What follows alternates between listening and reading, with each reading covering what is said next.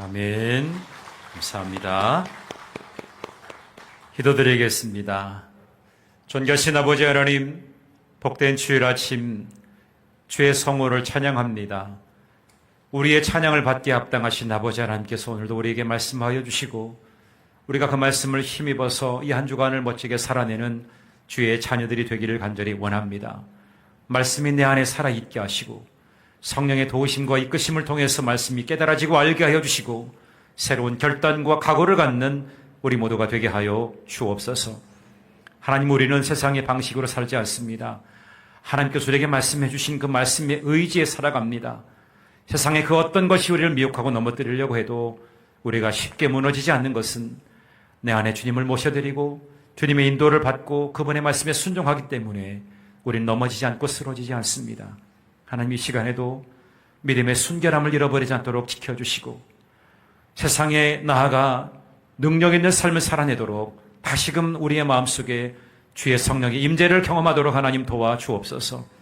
매 순간 하나님이 내 삶을 지도하여 주옵소서. 주님만을 바라보겠습니다. 주님 십자가만 붙들겠습니다. 주님 앞에만 무릎을 꿇겠습니다. 그런 심정을 가지고 나아가는 우리 에덴의 가족들이 되도록 도와주옵소서. 오늘도 말씀하여 주옵소서. 종이 듣겠습니다. 그런 심정으로 말씀을 듣는 우리 모두가 되도록 도와주시옵소서. 축복하며 감사드리오며 사랑이 많으신 우리 구주 예수 그리스도의 이름으로 기도하여 싸움나이다. 아멘. 할렐루야. 주님의 이름으로 축복합니다. 무더위 가운데서도 멋지게 승리하시는 여러분 되시기를 축복합니다. 우리가 살아가다 보면 참 여러 가지 문을 만나게 되죠. 여러분이 성전 들어올 때 문이 잘 열려지던가요? 예전에는 힘껏 열렸는데 이제 연세가 드시면 이거 여는 것도 힘들 수도 있어요. 근데 내가 열지 못하면 누가 열어줘도 되고, 그런데 아무리 힘쓰고 애써도 열려지지 않는 그런 문이 있을 수도 있습니다. 두드리고 또 여러 가지 도구를 사용하고 그래도 열려지지 않는 문들이 있을 거란 말입니다. 온갖 방법을 다 동원해도 열리지 않는, 마치 벽과 같아서 결국에 우리로 하여금 포기하게 만드는 그런 문을 만날 수도 있습니다. 우리의 삶이 그럴 수도 있다는 거죠. 어느 중소기업에서 많은 연구와 많은 비용을 투자해서 탁월한 아이템을 개발했습니다. 여러 개의 특허를 받았습니다. 누구도 흉내낼 수 없는 아주 기발한 아이디어로 이것을 상품화하게 되는데 절호의 기회를 맞이하게 된 거죠. 세상에 새로운 천지개벽할 그런 상품을 만들어 놨어요. 사람들이 이 아이템을 보면서 놀라고 신기해하고 탁월하다고 격찬을 합니다.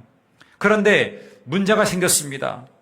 이와 비슷한 다른 상품이 없다 보니까 비교하거나 또 입찰 경쟁이 되지 않는 겁니다.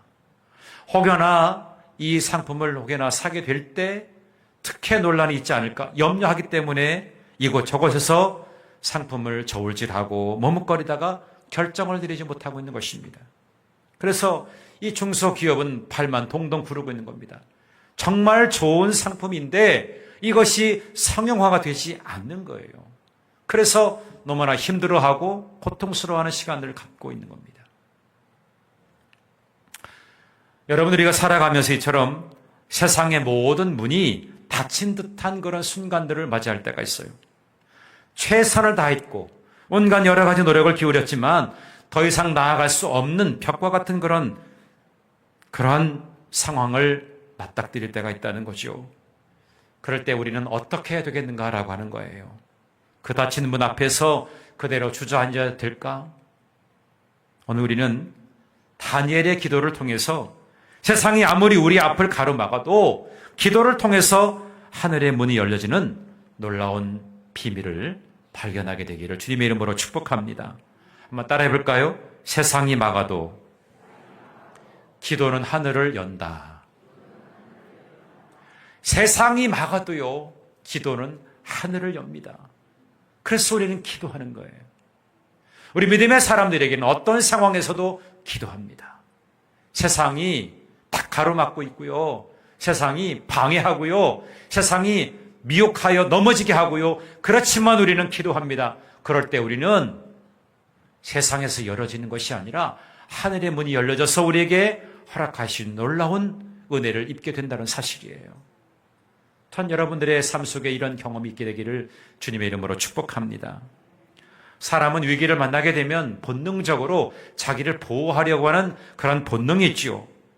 그런데 믿음의 사람은 위기의 때에 더 깊이 기도로 하나님께 나아가게 됩니다.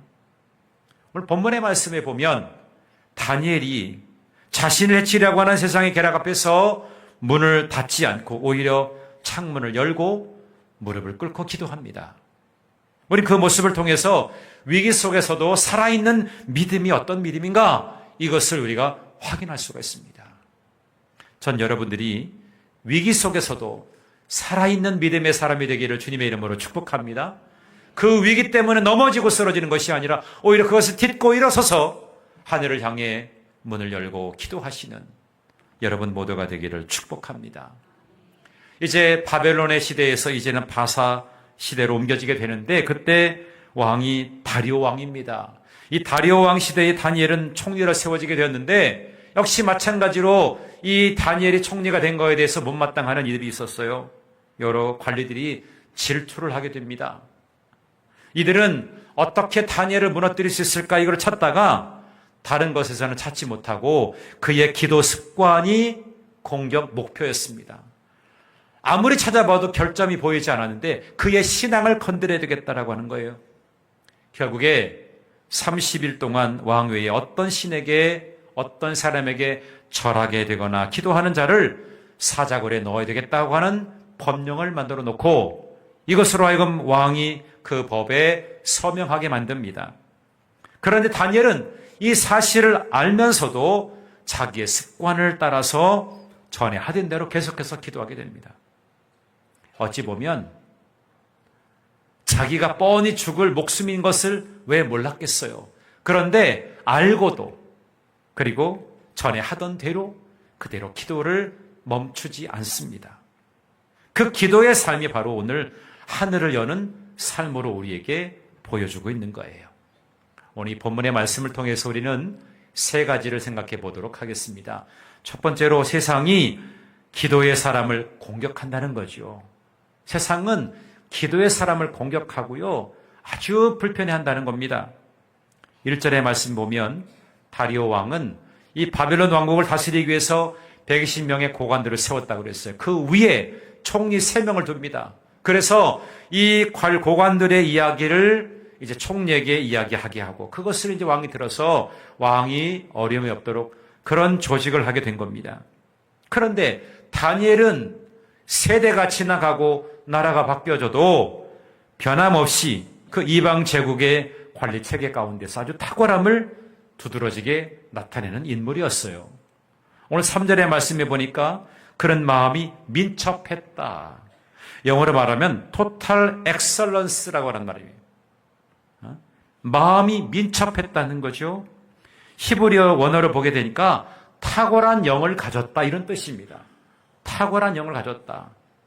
요즘 우리로 말하면 어떤 말일까요? 성령 충만한 사람이다. 성령의 지배를 받고 있는 하나님의 영이 임한 사람이 다니엘이었다. 이것을 말씀해 주는 겁니다. 마음이 민첩했다는 겁니다. 이 다니엘의 리더십은 어떤 재능이나 지식이나 실력 이런 것이 아니라 하나님과의 관계, 깊은 관계로 인한 경건의 열매였습니다. 경건의 열매였다는 거죠. 하나님과의 깊은 관계로 인한 경건함의 열매가 바로 다니엘의 리더십이었던 것입니다. 고관들이 다니엘을 미워한 이유가 무엇이겠어요? 그의 탁월함을 따라갈 수가 없기 때문에 또 그가 그렇게 고위관직에 이방 사람임에도 불구하고 고위관직에 올라가 있으니까 그것에 열등감을 가지고 시기심을 갖게 된 겁니다. 그래서 미워하게 된 거죠. 미움이 커지다 보니까 제거해야 된다고 하는 생각을 갖게 된 겁니다. 아무리 찾아볼래도 찾아볼 수 없는 그의 잘못된 것이 없는 거예요. 그러니까 오늘 4절의 말씀 보니까 그가 허물도 없고 아무 잘못도 없었더라 그랬잖아요. 아주 투명하고 아주 정확했던 사람이 다니엘이었기 때문입니다. 이렇게 믿음의 사람은 성실함으로 세상에서 빛이 되는 것입니다. 그렇지만 그 성실함 때문에 때로는 세상에서 여러 가지 불편을 받기도 하고 공격의 대상이 되기도 하고 시기와 질투의 대상이 되기도 하는 것입니다. 바벨론 제국이 무너지고 이제 바사와 메대의 제국이 들어섰지만 다니엘은 여전히 중용되었어요. 이것은 하나님의 섭리 가운데서 경건한 자가 세상이 바뀌어도 도구로 쓰임받게 된다고 하는 것을 우리에게 말씀해 주고 있는 겁니다. 다리오 왕은 다니엘을 총리 3명 중에 1명으로 세웠다 그랬어요. 전국을 통치하는 자로 그렇게 삼으려고 했습니다. 이에 질투심을 느낀 이 고관들과 총리들이 그를 고발할 근거를 찾았지만 찾지 못하는 거예요. 그의 성실함, 진실함, 그 앞에서 그들은 실패하고 말죠. 그런데 결국 그들이 문제 삼게 된 것은 바로 다니엘의 신앙이었습니다. 다니엘의 신앙이었다는 거죠. 이렇게 정직하게 살아가도 세상의 시기심을 피할 수는 없었습니다. 세상은 다니엘의 기도의 습관만이 약점이라고 생각했지만 오히려 다니엘의 가장 강력한 무기가 바로 기도였습니다. 기도 습관이 어떻게 보면 저것을 공격해야 되겠다. 세상 사람들에게 비춰지는 모습은 그것이었지만 오히려 그것은 다니엘을 더 강력한 무기로 삼게 하는 도구가 되었다는 것입니다. 저는 여러분들이 세상에 그 어떤 것이 여러분에게 힘겹게 하고 여러분을 버겁게 할지라도 여러분에게 장착한 무기가 기도가 되기를 주님의 이름으로 축복합니다. 기도하는 순간 하늘의 능력을 입게 됩니다. 하나님의 능력을 끌어오게 하는 것이 뭐냐? 그것이 바로 기도라고 하는 거예요. 미국의 한 공립학교의 교사가 매일 수업 시간 전에 조용히 탁자에 앉아가지고 기도하는 습관이 있었어요. 그러니까 선생님이 그러니까요. 아이들이 그것을 보고 따라서 기도하는 아이들도 있었어요. 그런데 일부 학부모들이 이거에 대해서 반기를 드는 겁니다. 왜 학교에서 그렇게 기독교적인 그런 냄새를 풍기게 되느냐? 그러면서 징계를 요청합니다. 교사가 징계를 받게 됩니다. 근데 이 교사가 뭐라고 얘기했냐면 나는 교사로서 지식을 가르치지만 하나님 앞에 선 기도하는 자로 살아야 됩니다. 이 소신을 놓치지 않고 있었던 거예요. 그러니까 어떤 상황이어도 기도하는 사람이 되었다는 겁니다. 혹여나 여러분이 기도하는 모습이 누군가에게는 불편을 느끼게 할 수도 있고 누군가에게 공격당할 수 있는 그런 부분이 될 수도 있어요. 그럴 때마다 오히려 여러분 감사하시기를 바랍니다. 공격당하는데 감사해야 된다고요? 아니요. 거기에 감사할 이유가 있습니다. 왜 그러냐? 여러분의 기도가 하늘을 움직이고 있다는 증거가 있기 때문인 줄로 믿습니다. 하늘을 움직이고 있는 증거가 되기 때문에 우리는 감사해야 된다는 거예요. 지금도 변함없이 하나님은 여러분의 기도를 들으시고 움직이고 계심을 기억하시는 여러분 모두가 되기를 주님의 이름으로 축복합니다. 두 번째로 사단은 기도의 입을 막으려고 계략을 짭니다. 사단이 어떤 계략을 짤까요? 기도의 입을 막으려고 하는 거죠. 기도를 차단하고자 한다는 겁니다. 오늘 6절과 9절의 말씀을 쭉 보게 되면 이 고관들이 어떻게 모의하고 어떻게 법령을 제정하는가 그 과정을 쭉 이야기하고 있죠. 이것은 단지 그저 행정문서가 아니고 아주 치밀하게 구성되어진 영적 공격 시나리오입니다. 영적으로 공격하려고 하는 그런 시나리오를 지금 짜고 있다는 겁니다. 7절과 8절의 말씀 보세요.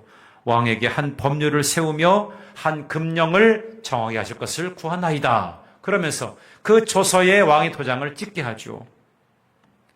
총리들과 고관들은 모두가 다 한 뜻으로 결의했다고 해요. 그렇지만 사실 다니엘과 논의한 적은 한 번도 없었습니다. 다니엘을 빼어놓고 자기들끼리 이런 작당을 하게 된 것입니다. 마치 전체가 합의해서 왕에게 전달하는 것처럼 말입니다. 이는 거짓과 기만을 통해서 의인을 함정에 빠뜨리려고 하는 전형적인 사단의 전략입니다. 전형적인 사단의 전략이 뭐냐? 그건 거짓말하는 겁니다. 기만하는 겁니다. 이게 사단의 전략이라는 거예요. 여러분, 기도가 뭐예요? 우리와 하나님과의 관계를 연결하는 언약의 끈입니다. 기도는 언약의 끈이에요. 근데 이 사단은 이것을 끊고자 하는 겁니다. 그래서 기도하는 자를 기도 못하게 만들어 놓는 거지요. 기도를 공격하는 전략은요, 그냥 단순한 정치가 아닙니다. 이거는 영적인 전쟁인 거예요. 다니엘의 지혜자요 또 경건한 자라고 하는 것을 알고 있었던 이 사단이 그를 꺾기 위해서 신앙과 정치를 충돌하게 만드는 겁니다. 신앙과 정치를 충돌하게 만들어요. 그런 법을 만들게 하는 것입니다. 오늘날에도 비슷한 방식의 공격이 이루어지고 있습니다. 신앙의 자유를 제한하는 법률, 성도들로 하여금 표현과 행동에 제약을 하게 만드는 이러한 법령들을 만들려고 하는 시도가 얼마나 많은지 몰라요. 그 대표적인 게 뭐예요? 차별금지법입니다. 포괄적 차별금지법. 여러분 이거 잘 알아야 돼요. 차별금지. 차별하지 말아야지. 그냥 언뜻 생각하면 그것이지만요. 깊이 들어가 보면 이게 얼마나 반기독교적이고 반성서적인 것인가 이걸 알 수 있어요. 2007년부터 계속해서 국회에 이것을 상정해가지고 올려가지고 이것을 통과시키려고 합니다. 아직까지 국회의 문턱을 넘지 못했습니다. 그러나 언제 어느 시 어떤 상황에서 이것이 통과될지 몰라요. 이렇게 되어지면 차별, 혐오 이것에 대해서 제한을 두게 되면요. 결국에 우리는 우리의 신앙 지키기도 쉽지 않습니다. 성별, 장애, 연령, 종교, 인종, 성적 지향 이런 것에 대해서 다양한 차별금지 사유를 포괄적으로 규정하는 이게 얼마나 위험한 법안인지 모릅니다. 동성애라든지 성소수자 인권을 비판하는 이런 설교나 가르침을 하게 되면 차별했다고 혐오했다고 간주돼서 제약을 받게 되는 거예요. 함부로 말을 못하게 만들어 놓는 것입니다. 얼마나 위협한 법인지 몰라요. 신앙의 자유를 제한하려고 하는 그런 법령들을 만들려고 하는 시도들이 얼마나 많은지 모릅니다. 창조 세계를 깨뜨리겠다는 거죠. 그래서 항상 우리가 염두해야 됩니다. 오늘 8절의 말씀을 보십시오. 메대와 바사에 고치지 아니하는 규례다 그랬어요. 한번 법령을 만들어 놓으면 고칠 수가 없어요. 제정하는 것은 쉽지만 그것을 고치지 못한다는 겁니다. 불가학성을 이야기해 주는 겁니다. 이거는 왕권보다도 법이 우선되어 있다는 것을 이야기하는 겁니다. 그래서 고관들이 다리오 왕을 압박하고 조정하기 위해서 의도적으로 활용한 장치입니다. 왕은 그것도 모르고 그저 그냥 속아서 서명하게 되는 거죠. 30일 동안 왕이 위외에 왕이 아닌 다른 어떤 신이라든지 사람의 기도하면 사자굴에 넣는다. 이걸 법령으로 정하게 된 겁니다. 왕이 딱 봤을 때는 나를 이렇게 대단히 추앙하는구나 이렇게 생각할 수 있지 않습니까? 그런데 그 뒤에 숨겨져 있는 그런 음모를 왕도 깨닫지 못했습니다. 이 다리오 왕이 다니엘을 총리를 둘 때는 얼마나 신뢰했겠어요. 그런데 지금 이러한 법령을 제정함으로 인해서 다니엘에게 임하게 되어질 위험을 캐치하지 못했어요. 그저 왕 외에 이것에만 집중해 있었기 때문입니다. 여러분, 그래서 기도는 영적인 전쟁인 거예요. 사단은 믿음의 사람들의 기도를 두려워합니다. 그래서 끊임없이 기도하지 못하도록 법을 만들고 분위기를 조성해버리는 거예요. 근데 10절 말씀해 보면 다니엘이 그것을 알았어요. 그럼에도 기도했다는 것이 참 놀랍지 않습니까? 내가 이 법령이 공포되고 왕이 조서를 내려가지고 이것이 전국적에 쫙 퍼지게 되면 누구나 다 아는 법이기 때문에 이것을 어기게 되면 사자굴에 들어가 사자의 밥이 되고 만다. 이것을 왜 몰랐겠습니까? 그런데도 그는 확고한 결단을 내리게 됩니다. 여기 10절의 말씀 보면 창문이 나오는데요. 이 창문은 바로 기도의 방향이면서 믿음의 공개 선언인 것입니다. 어떤 방향으로 창을 열고 기도했는지 그리고 모든 사람들에게 공개하겠다는 거지요. 창문을 닫아놓고 조용하게 기도하면 아무도 모를 수 있어요. 그런데 창문을 열어놓고 기도했다는 것은 누구나 다 나의 믿음에 대해서 공포하는 겁니다. 나는 어떤 상황에서도 기도한다. 그리 아니하실지라도 기도한다. 이것이 다니엘의 기도였습니다. 북한 지하교회에서 어느 성도는 이렇게 말합니다. 기도 소리가 새어나가면 우리 체포돼. 그래서 이불 속에서 속삭이면서 기도했다고 그러죠. 그런데 누군가는 이런 얘기를 했습니다. 나는 하루를 굶을 수 있어도 기도 없이는 살 수 없습니다. 북한 지하교회 어느 성도의 고백입니다. 하루는 내가 굶을 수 있어도 기도 없이는 내가 살 수 없다는 그런 고백을 했다는 거죠. 여러분의 기도를 방해하는 것이 있다면 그것이 무엇인지 여러분 한번 분별해 보시기 바랍니다. 여러분의 기도에 입을 막고 있는 것이 무엇이었다면 여러분 그것을 한번 찾아보시기 바랍니다.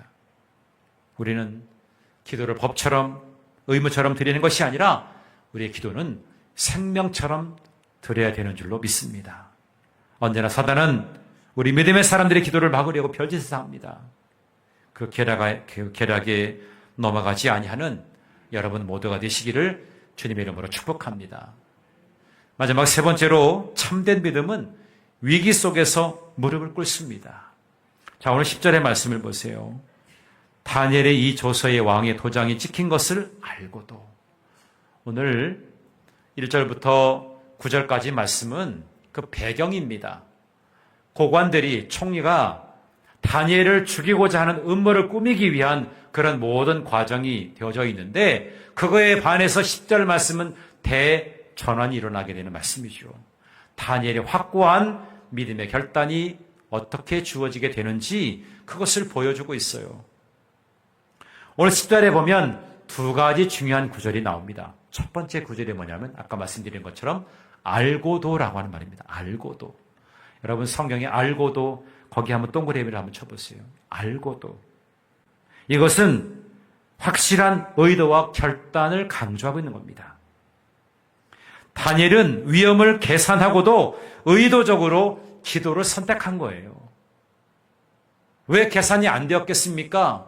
내가 이것을 하게 되면 나에게 사자굴 이것이 당연히 찾아오겠다는 것을 왜 몰랐겠어요? 계산이 딱 오지 않았겠습니까? 얼마나 지혜로운 사람인데. 그런데 그는 의도적으로 선택했다는 겁니다. 그리고 무릎을 꿇고 하나님께 감사 기도했다는 거예요. 그저 이것은 일시적인 반응이 아닙니다. 그냥 오랫동안 몸에 배어 있었던 습관적인 영성이었어요. 습관적인 영성. 습관적인 영성이라고 하는 것은요, 몸이 기억했다는 것입니다. 몸이 그냥 자동적으로 반응하게 되는 거예요. 여러분, 우리가 몸이 자동적으로 반응하는 것이 있죠. 말도 그렇잖아요. 뭐 껌뜻하면 죽겠네 그러잖아요. 아우, 더워 죽겠네. 어우, 배고파 죽겠네. 배부르면 어우, 배불러 죽겠네. 이 죽겠네가 털 그냥 입에 배어 있어요. 이게 습관인 거죠. 그 습관이 그래서 무서운 겁니다. 근데 여러분은 건강한 습관이 들기를 주님의 이름으로 축복합니다. 오늘 다니엘처럼 어떤 상황에서도 의도적으로 선택하는 기도가 여러분의 습관이 되기를 주님의 이름으로 축복합니다. 아멘. 그리고 마지막에 뭐라 그래요? 하나님께 감사하였더라. 하나님께 감사하였더라. 지금 여러분 의도적으로 선택한 것이 이게 감사로 연결되는 것이 쉬운 것은 아니에요. 왜 그렇죠? 내가 결정한 거에 대해서, 내가 선택한 거에 대해서 내가 책임을 져야 되는데 법령에는 내가 이렇게 기도하는 거에 대해서 다리오 왕이 아니기 때문에 하나님께 기도하는 거기 때문에 나는 죽음이다. 이런 상황이라고 하면 여러분 이것이 감사가 되겠습니까? 기도라고 할 때는 하나님 나 도와주십시오. 나 지켜주십시오. 나 살려주십시오. 이게 맞겠죠. 이 상황이라면. 그런데 다니엘은 이런 상황에서 감사 기도를 드리고 있다는 겁니다. 하나님께 감사하였더라. 그래서 오직 제가 답답하고 궁금했으면 제가 다니엘에게 어떤 주석가와 함께 좀 신방을 가봤어요. 다니엘에게. 아니 도대체 이런 상황인데 감사가 나옵니까? 제가 물어봤더니 다니엘의 세 가지 기도 감사를 하더라고요. 첫 번째가 뭐냐면 하나님의 주권과 통치에 대한 감사예요. 모든 것이 하나님께 달려 있습니다. 하나님 나를 다스려 주심을 감사합니다. 이런 고백을 하고 있다는 거예요. 지금 이 모든 상황 속에서도 여전히 하나님께서 살아계시고 통치하시고 계시니까 감사합니다. 내 삶을 통치하신다는 거에 대해서 감사를 드리고 있는 거예요. 하나님이 자기를 통치하지 않았다면 아마도 그는 기도하지 않았을 것입니다. 그런데 하나님이 나를 통치하고 계시니 내가 하나님의 지도를 따르고 하나님의 인도를 받기 때문에 내가 기도할 수 있다는 거죠. 그럼에도 나를 통치하여 주고 계시니 하나님 감사합니다. 그런 고백을 드렸다는 거죠. 또 한 가지는 과거 인도하심에 대한 구원에 감사합니다. 느부갓네살 왕의 꿈을 해몽했죠. 풀무풀 속에서도 건져주셨죠. 그런 감사가 늘 익숙해 있었어요. 그러니까 지금의 위기 속에서도 하나님께서 함께 하실 것을 믿고 감사했다는 거예요. 그래서 지금까지도 나를 지켜주시고 인도해 주셨으니 감사합니다. 이것은 미래적 감사와 연결이 됩니다. 지금까지도 그러셨는데 앞으로도 하나님께서 나를 지켜주실 것을 믿습니다. 그 믿음에 감사죠. 그것은 지금 현재 내가 기도하고 있지만 앞으로 미래와 연관되어지는 감사라고 하는 거예요. 마지막에 세 번째는 믿음을 지킬 수 있었음에 대해서 감사하는 거죠. 왕의 금령을 어기는 것은 죽음이었지만 하나님께 대한 충성을 선택할 수 있는 용기와 믿음 주신 거에 대해서 감사하고 있어요. 전 제가 다니엘을 보면서 참 많이 마음에 감동을 받았습니다. 믿음 주신 것 또한 감사의 조건이 되었다는 거예요. 이러한 결단을 할 수 있었다는 거에 대해서 감사할 수 있었다는 거죠. 이 역경 속에서도 주님께 대한 믿음을 굳건히 지킬 수 있게 해주시니 감사합니다. 이렇게 고백하게 된 다니엘의 모습을 보십시오. 그래서 그는 하나님께 감사하게 된 거예요. 다니엘의 기도는 그래서 창문을 닫고 숨어서 드리는 기도가 아니라 예루살렘을 향해 창을 열고 하늘을 향해 드리는 공개적인 기도였습니다. 창을 닫아놓은 게 아닙니다. 세상은 창을 닫아놓으라고 하죠. 그러나 다니엘은 창을 열어둡니다. 공개적으로 믿음을 선포하고 고백합니다. 그리고 예루살렘을 향하여 그가 간절하게 기도하는 것을 보게 됩니다. 이것은 신앙의 담대함과 일관성을 보여주는 아주 상징적인 행동입니다. 그리고 또 한 가지 중요한 구절이 있어요. 그것은 전과 같이 하던 대로라고 하는 거예요. 전과 같이 하던 대로. 전에 어떻게 했어요? 이 법령이 만들어지기 전에도 다니엘은 항상 하루에 3번씩 기도하는 습관이 있었어요.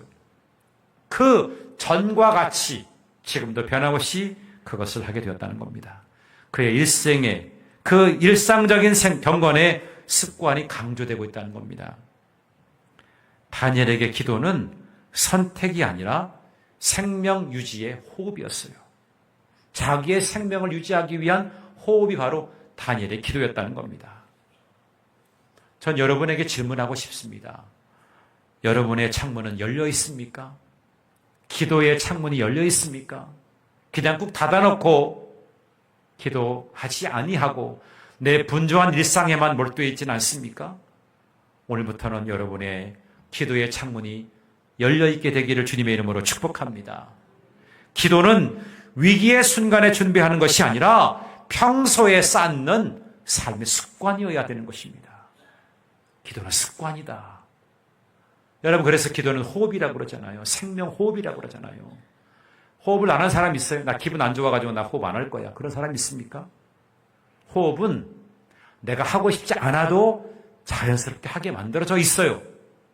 여러분의 기도도 자동적으로 기도할 수 있는 습관으로 만들어진 하나님의 사람인 줄로 믿습니다.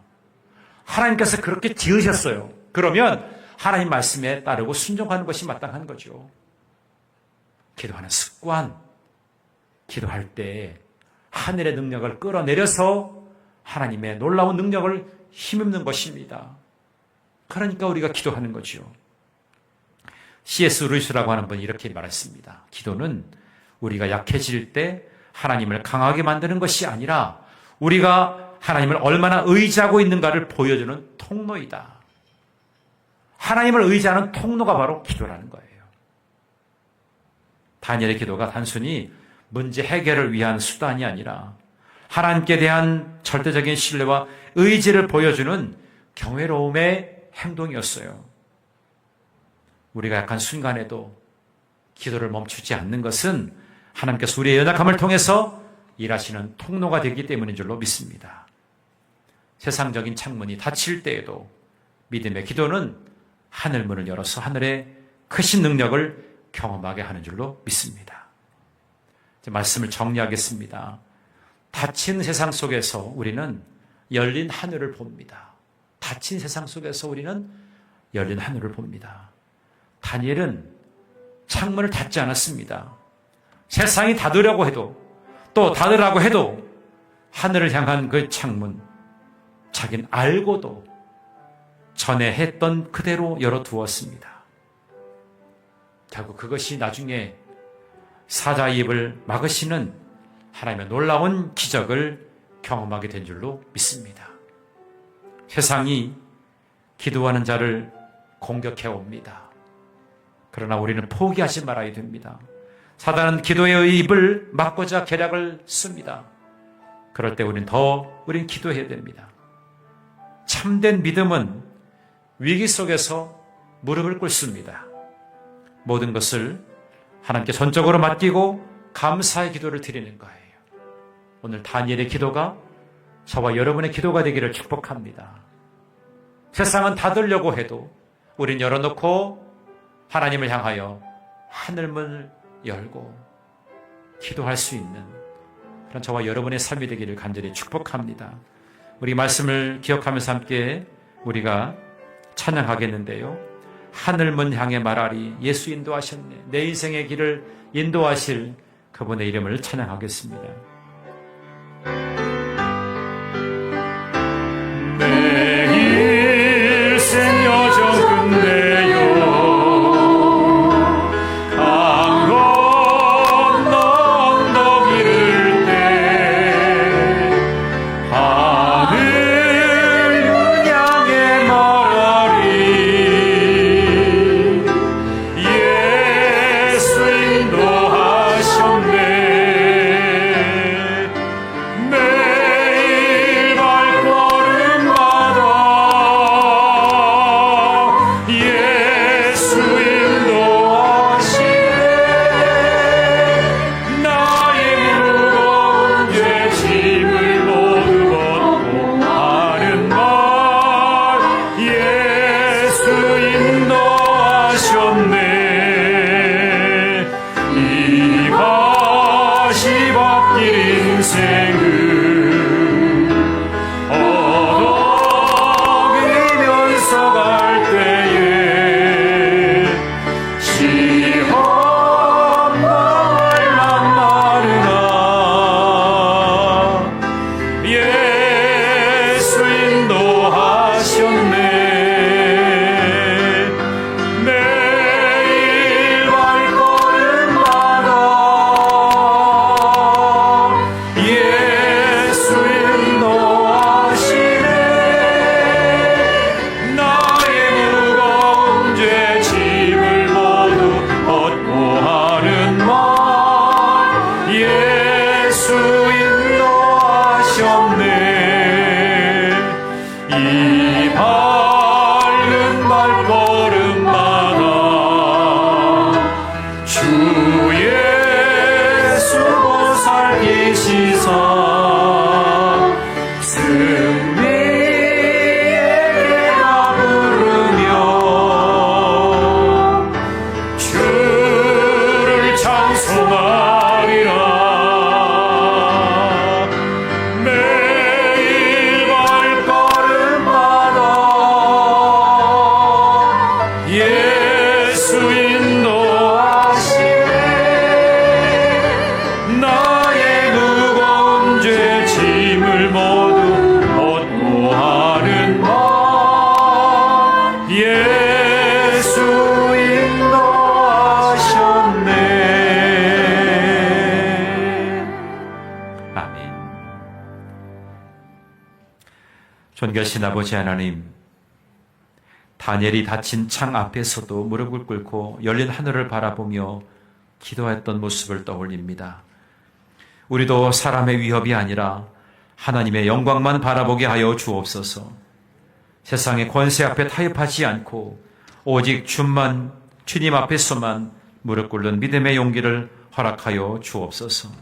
우리가 마음을 다하여 주님 앞에 무릎을 꿇을 때 하늘 문을 여시고 은혜와 능력으로 응답해 주실 줄로 믿습니다. 주님, 오늘 이 결단이 우리의 가정과 교회와 민족의 미래를 바꾸는 믿음의 서곡이 되게 하여 주시옵소서. 창문을 닫아놓는 것이 아니라 열어놓고 하늘문을 향하여 힘껏 주님이 우리의 인생을 인도하십니다. 앞으로도 인도하실 것입니다. 믿음으로 선포하는 우리 모두가 되게 하여 주시옵소서. 이제는 우리를 죄악에서 구원하여 주신 우리 구주 예수 그리스도의 은혜와 하나님 아버지의 넓고 크신 사랑하심과 성령의 교통하심과 인도하심과 내주하심이 사랑하는 모든 교우들 머리 위에 이들의 가정과 일터와 직장과 사업장 위에 이제로부터 영원토록 함께하여 주시기를 간절히 축원하옵나이다.